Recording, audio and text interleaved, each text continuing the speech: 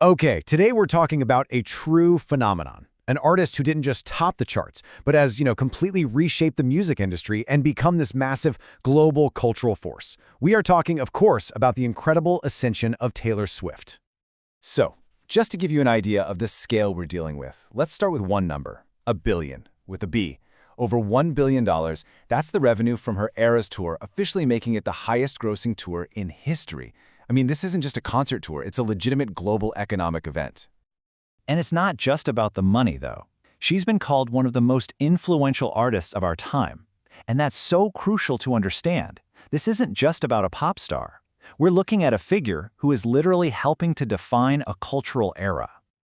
So, that brings us to the real billion-dollar question, doesn't it? How does this even happen? How does a singer-songwriter from Pennsylvania become a global powerhouse with this kind of unbelievable economic and cultural clout?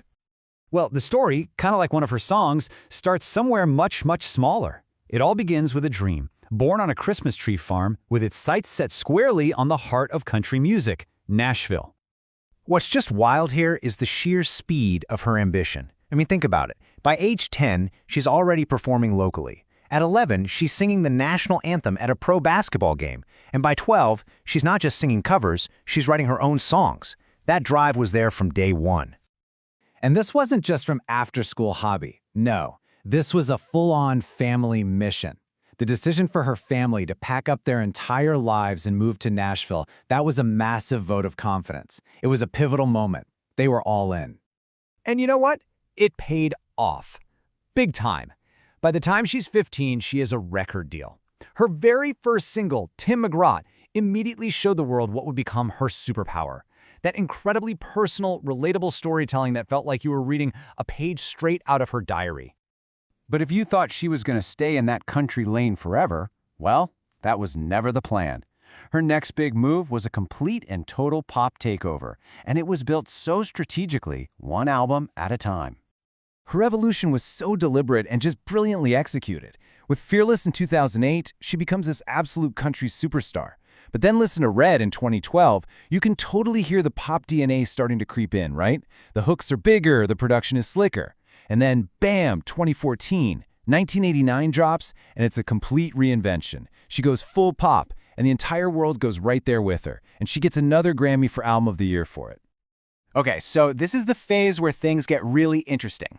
She's no longer just participating in the music industry, she's actively redefining the rules.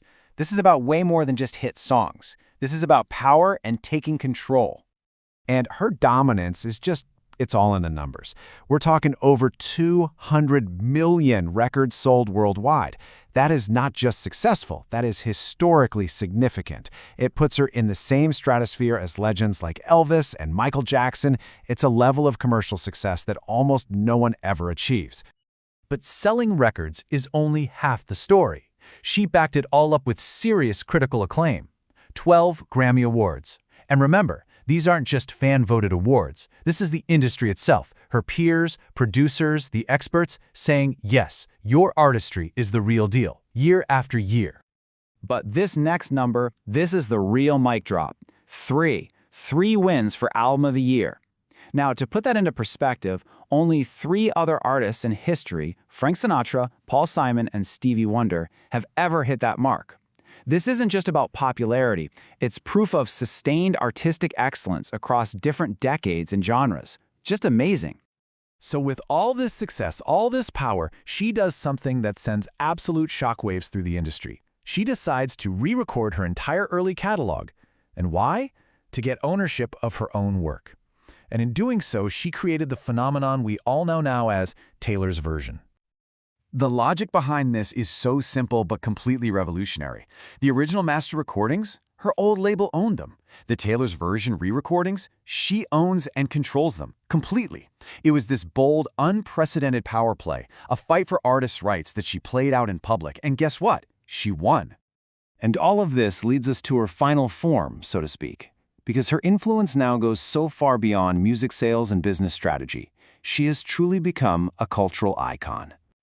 This has all created what people have dubbed the Swift effect. It's this unique power she has to take her most personal, specific stories and turn them into universal anthems that connect with millions. But it's more than the music. It's her fierce advocacy for artists' rights, for gender equality, and her consistent support for causes like education, disaster relief, and LGBTQ+ rights. It's a legacy that's built on real connection and action. So yeah, it really all comes back to this simple but powerful statement. The transformation is complete. From a teenager writing songs in her bedroom to a global figure who can literally influence economies, change how an industry works, and connect with millions on a deeply personal level. And that leaves us with one last, really fascinating question to think about.